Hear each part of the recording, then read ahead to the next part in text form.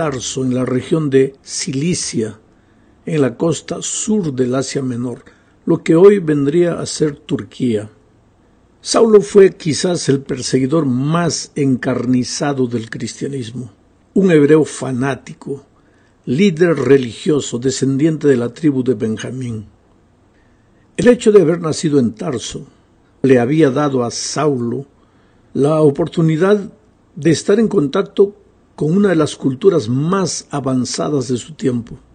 Tarso era una ciudad universitaria que se destacaba por su cultura y su escuela de filosofía.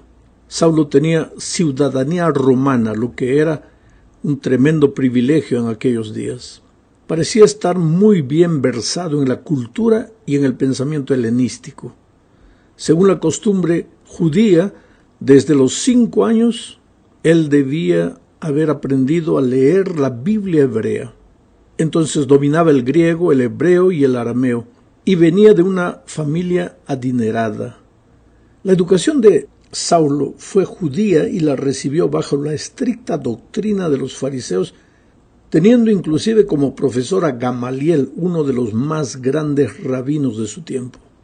Pablo se daba el lujo de afirmar que él no solo era fariseo, sino discípulo de fariseos. Más tarde, cuando él escribió a los Gálatas en el capítulo 1, versículo 14, él diría: «Y en el judaísmo aventajaba a muchos de mis contemporáneos en mi nación, siendo mucho más celoso de las tradiciones de mis padres». Ese era Saulo de Tarso. El relato de su conversión se presenta 3 veces en el libro de los Hechos de los Apóstoles, en los capítulos 9, 22 y 26.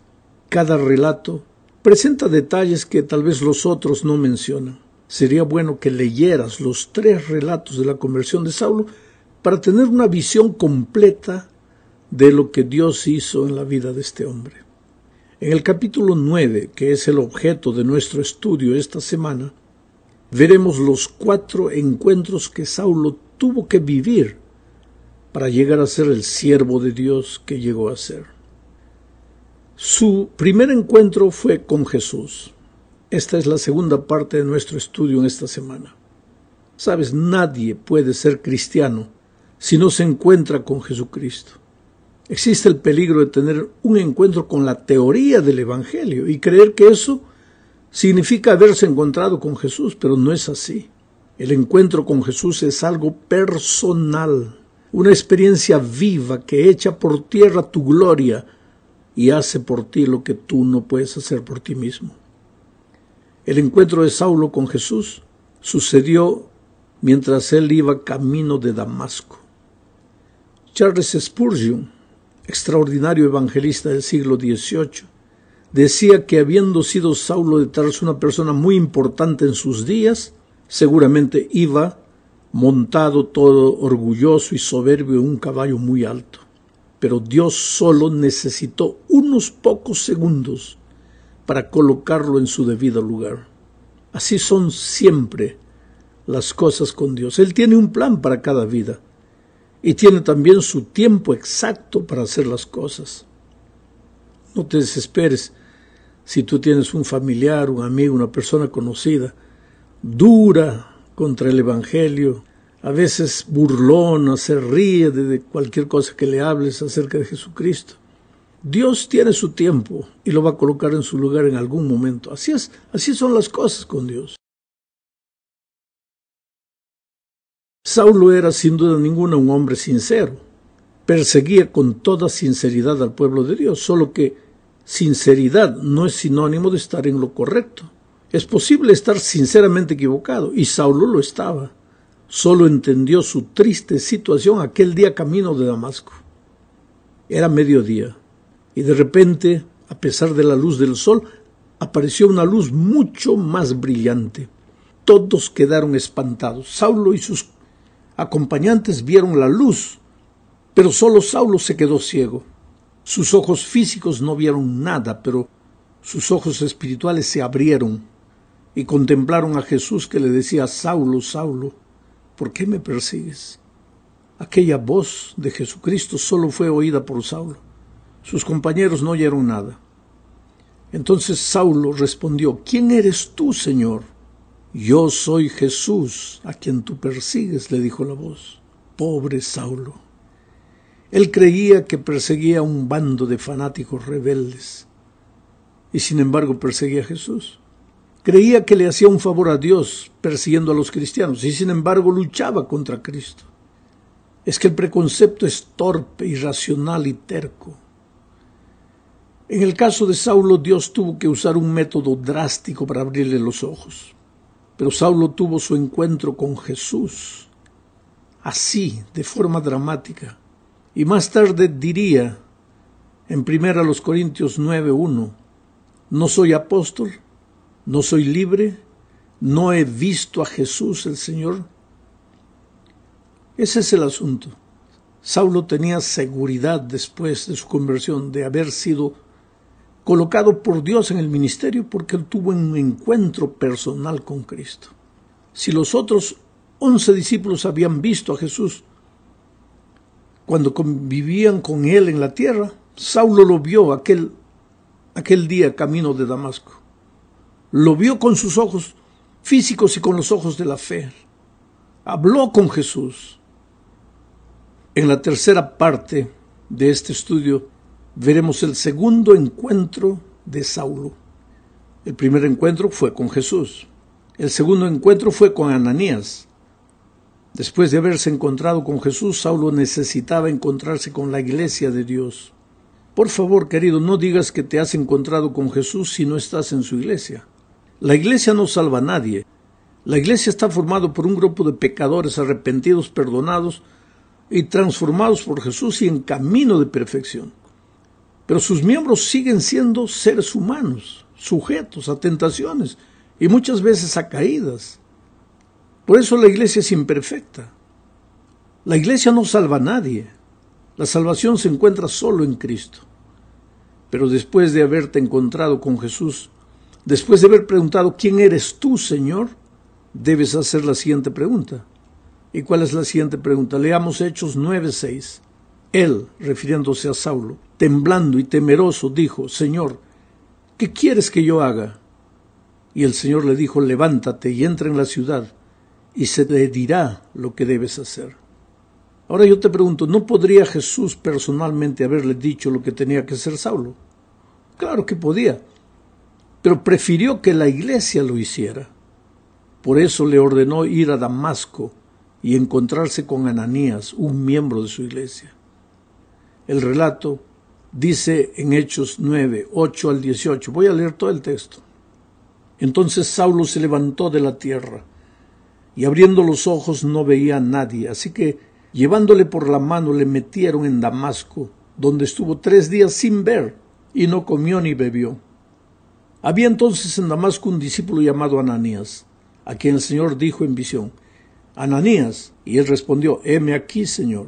Y el Señor le dijo: levántate y ve a la calle que se llama Derecha, y busca en casa de Judas a uno llamado Saulo de Tarso, porque he aquí él ora, y ha visto en visión a un varón llamado Ananías, que entra y le pone las manos encima para que recobre la vista.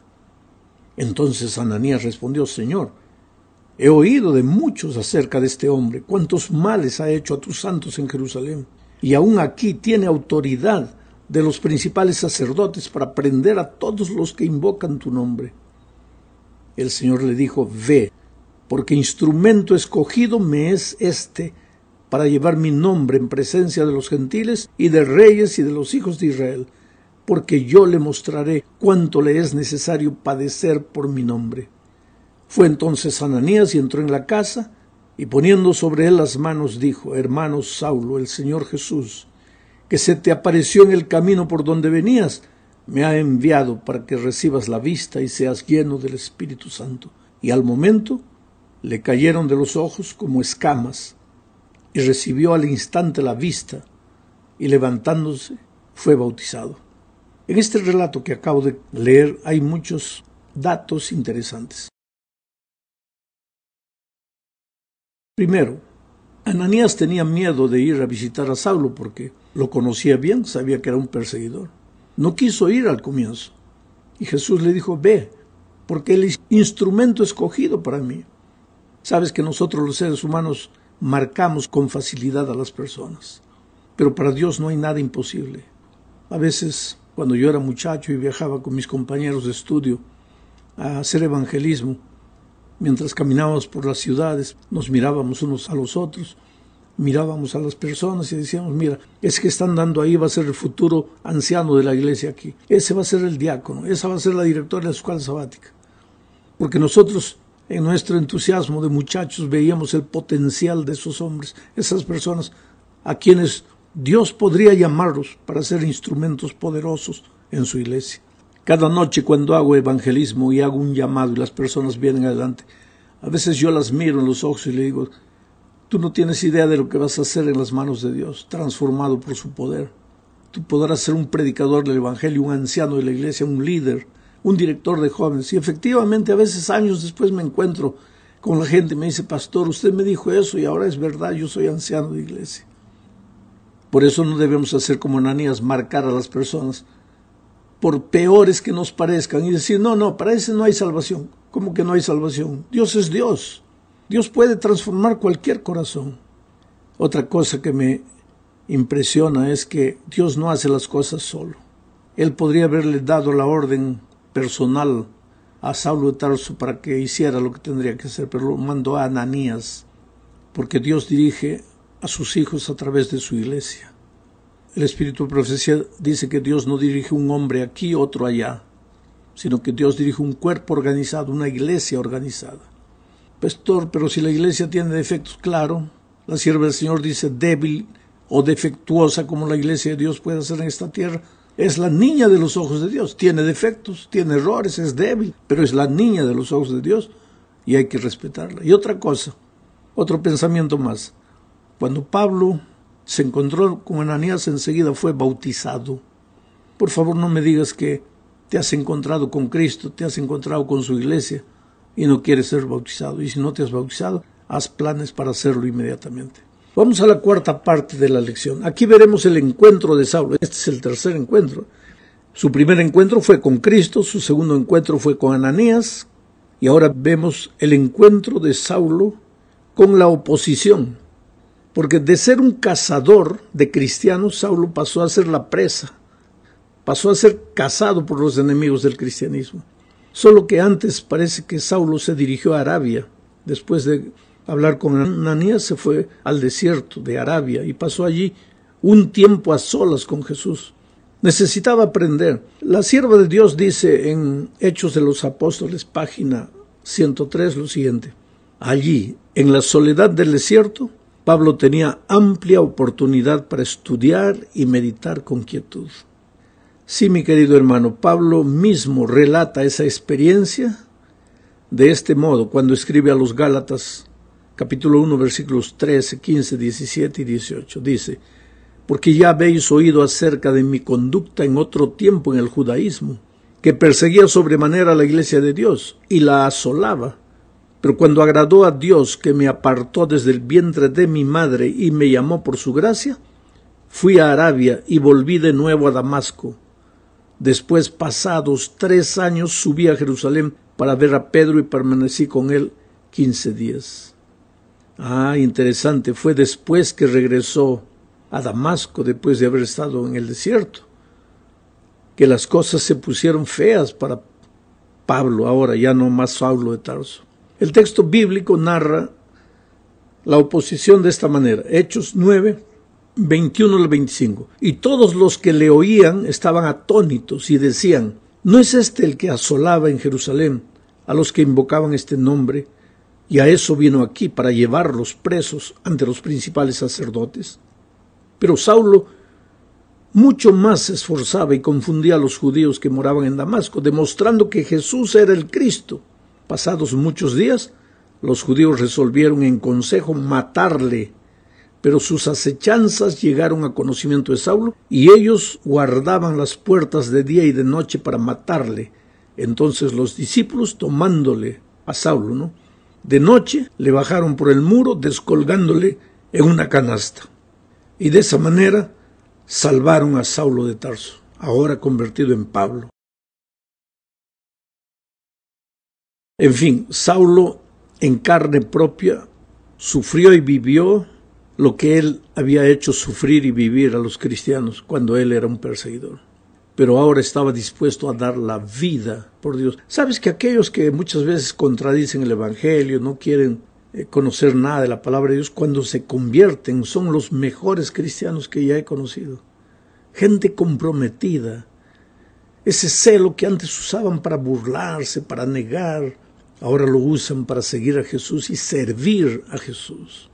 Llegamos pues ahora finalmente al fin de este estudio, hablando del encuentro de Pablo, pero esta vez el encuentro de Pablo con la iglesia.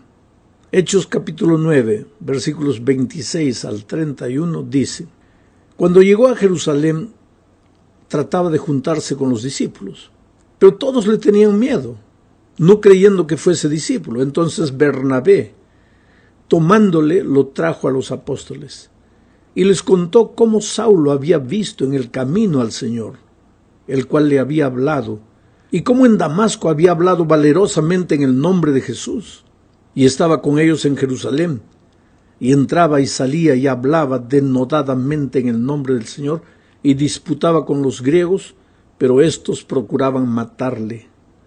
Cuando supieron esto, los hermanos le llevaron hasta Cesarea y le enviaron a Tarso. Entonces las iglesias tenían paz por toda Judea, Galilea y Samaria, y eran edificadas andando en el temor del Señor, y se acrecentaban fortalecidas por el Espíritu Santo. Hermanos queridos, la iglesia cristiana de aquellos días no aceptó a Saulo de Tarso con facilidad. ¿Sabes que Dios perdona todo, pero la iglesia no perdona? Dios te da una oportunidad, pero a veces los hombres no damos una oportunidad. Una vez perseguidor, para siempre perseguidor. Es lo que pensaba la iglesia de aquellos días. Y hoy día, una vez ladrón, para siempre ladrón. Una vez adúltero, para siempre adúltero. ¿Por qué marcamos a las personas? ¿Por qué no creemos en el arrepentimiento? ¿Por qué no creemos? ¿Por qué no estamos dispuestos a dar una nueva oportunidad, pero inmediatamente? Menos mal que en toda iglesia no falta gente maravillosa, extraordinaria como Bernabé. Bernabé tomó a Saulo, lo llevó ante los hermanos y les dijo: hermanos, yo conozco la historia de este hombre. Este hombre se ha encontrado con Jesús personalmente camino de Damasco. Tenemos que darle una nueva oportunidad. Y pues la iglesia lo aceptó. Mientras estuvo en Jerusalén, Pablo predicó el evangelio con denuedo, con fuerza, con vigor, porque cuando él hablaba de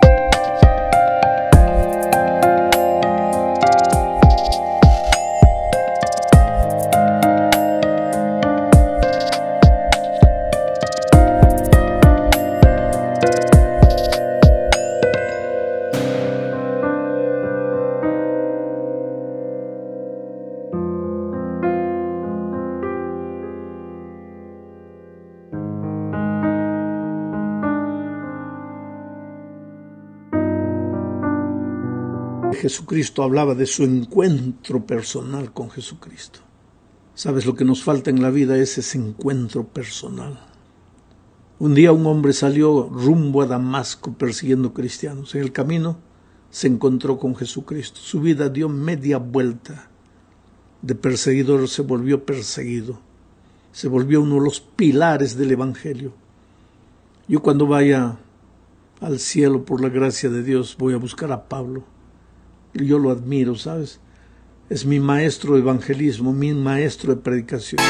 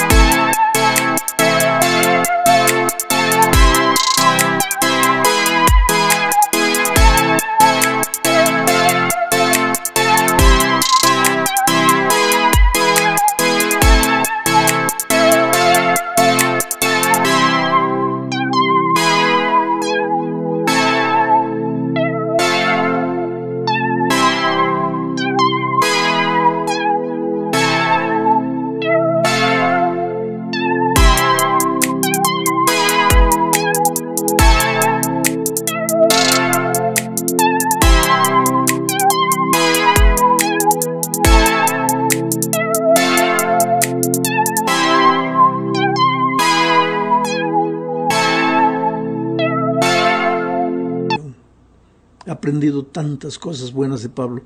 Yo agarro sus epístolas, las leo, las subrayo, saco las ideas con relación a predicación, a organización de iglesia, a evangelismo. Él ha sido un hombre útil.